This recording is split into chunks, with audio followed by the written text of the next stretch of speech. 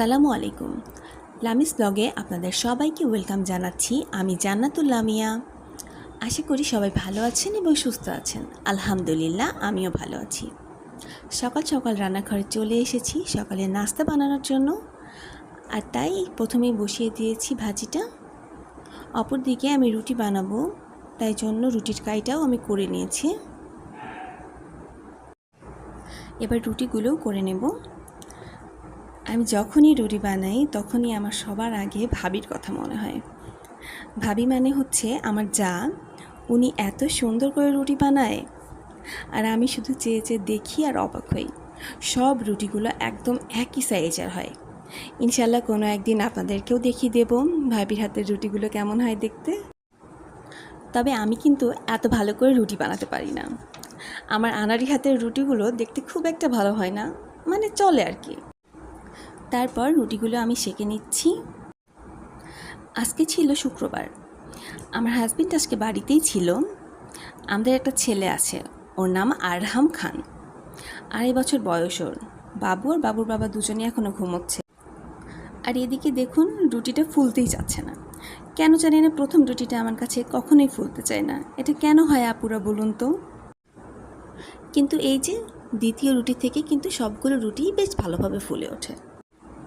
এবার আমি সবগুলো রুটি ভালোভাবে সেঁকে নিচ্ছি একটু লাল লাল করে। আর দেখুন, এবার কিন্তু সব রুটিগুলো ভালোভাবে ফুলে উঠবে, একটাও কিন্তু ওরকম থাকবে না, সবগুলো ফুলে উঠেছে।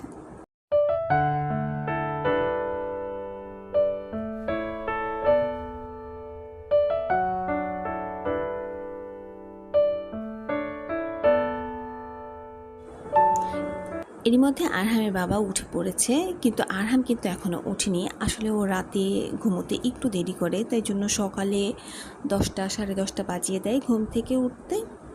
সেজন্য আমি আর আরহামের বাবাই এখন দুজন একসঙ্গে নাস্তা করে নিচ্ছি।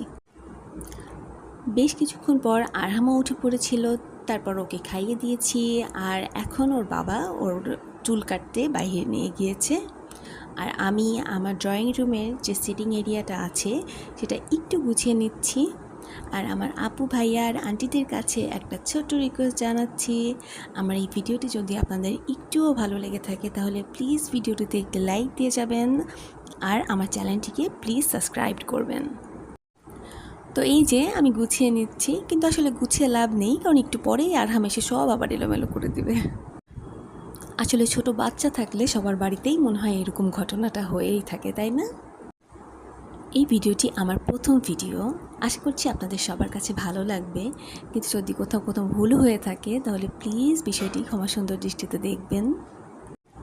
আর যদি কোনো ভুল করে থাকি তাহলে সেটিও আপনারা আমাকে জানিয়ে দিতে পারেন।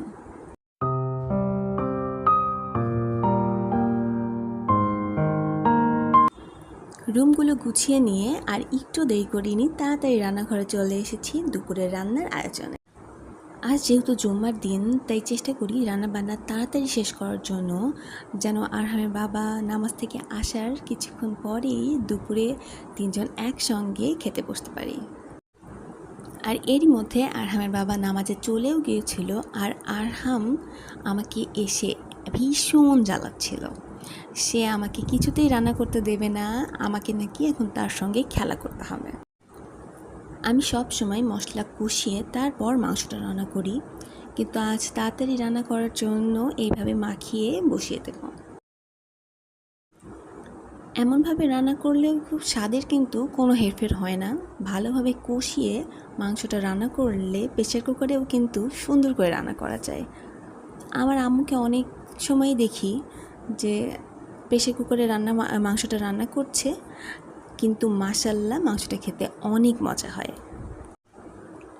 এই যে এখন মাংসটা বসিয়ে দিয়ে রান্নাঘরের সব কাজ ফেলে দিয়ে কিন্তু এখন আমি আরহামের কাছে চলে এসেছি খেলা করতে। আসলে আমরা যতই কাজে ব্যস্ত থাকি না কেন, আমাদের কিন্তু উচিত বাচ্চাদেরকে তার মধ্যে সময় দেওয়া। আপনি যদি 5টা মিনিটও সময় দেন তাহলেও দেখবেন বাচ্চাটা কতটা খুশি হয়ে যায়। আসলে ওরা তো খুব বেশি কিছু চায় না, এইটুকুই তো চায়।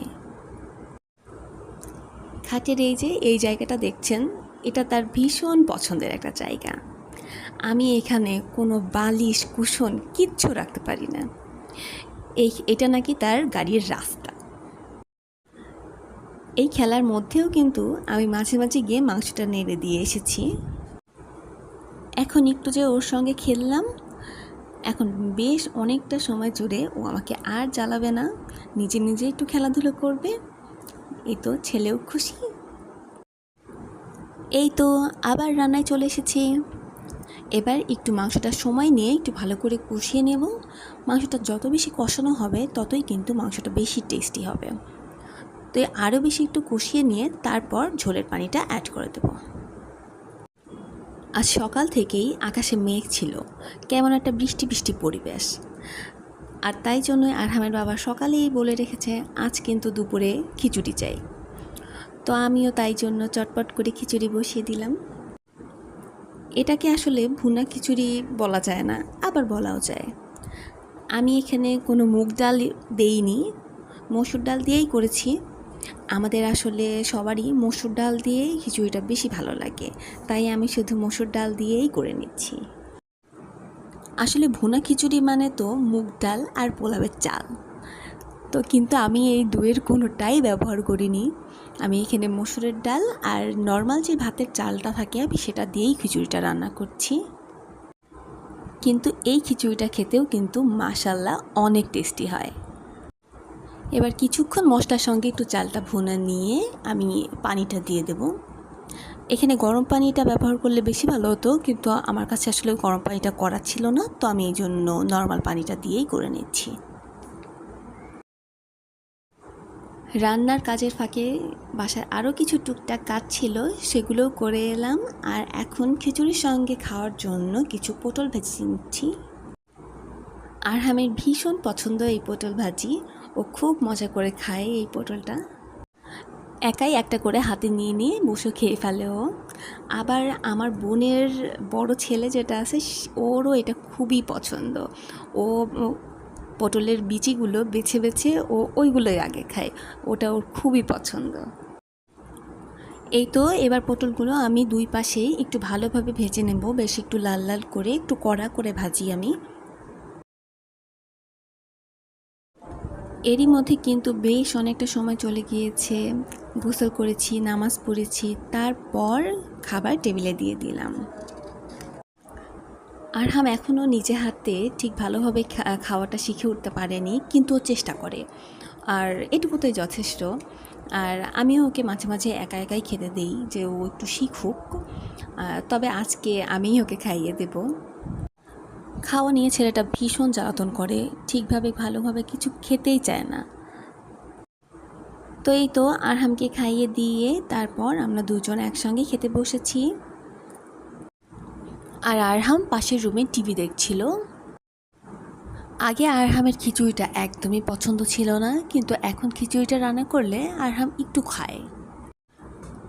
তবে আমার কিন্তু খিচুড়ি ভীষণ পছন্দ। আমাকে যদি 3 বেলা খিচুড়ি দেওয়া যায় তবু আমি 3 বেলাই খাবো, অনেক বেশি ভালো লাগে আমার। এদিকে আমরা খাওয়া শেষ করে গিয়ে দেখি যে আরহাম টিভি দেখতে দেখতে ঘুমিয়ে পড়েছে। আমার আরও কিছু কাজ ছিল, সেগুলো শেষ করে এসে দেখি বাবা ছেলে দুজনই ঘুম। আর এই যে দেখুন আরহামের বাবা খাচ্ছে, তো ও কিন্তু তখন বুঝতে পারেনি যে আমি ভিডিও করছিলাম ওকে। তো পরে যখন দেখলো যে আমি ভিডিও করছি, তো খুব রিকোয়েস্ট করছে যে তুমি কিন্তু এটা ভিডিওতে দিও না। তারপর দেখি বিকেলে ঝিরঝির বৃষ্টি শুরু হয়েছে। ওরা তখনও দুজন ঘুমোচ্ছে। আমি কিছুক্ষণ বারান্দায় বসেছিলাম, ফুল গাছগুলো দেখছিলাম। তারপর কিন্তু একদম সোজা আমার রান্নাঘরে চলে গিয়েছি 1 কাপ চা বানানোর জন্য। এই বৃষ্টিতে 1 কাপ চা না হলে কি হয় বলুন তো? হাতে 1 কাপ চা নিয়ে বৃষ্টি দেখা কি যে আনন্দের একটা মুহূর্ত, সেটা বলে বোঝানো যাবে না।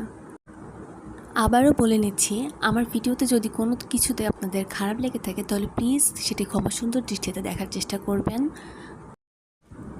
এবার চা বানিয়ে নিতে নিতে আপনাদের থেকে আজকে বিদায় নিচ্ছি। সবাই ভালো থাকবেন, দেখা হচ্ছে পরের ভিডিওতে ইনশাআল্লাহ। ততক্ষণ পর্যন্ত সবাই ভালো থাকবেন এবং সুস্থ থাকবেন। খোদা হাফেজ।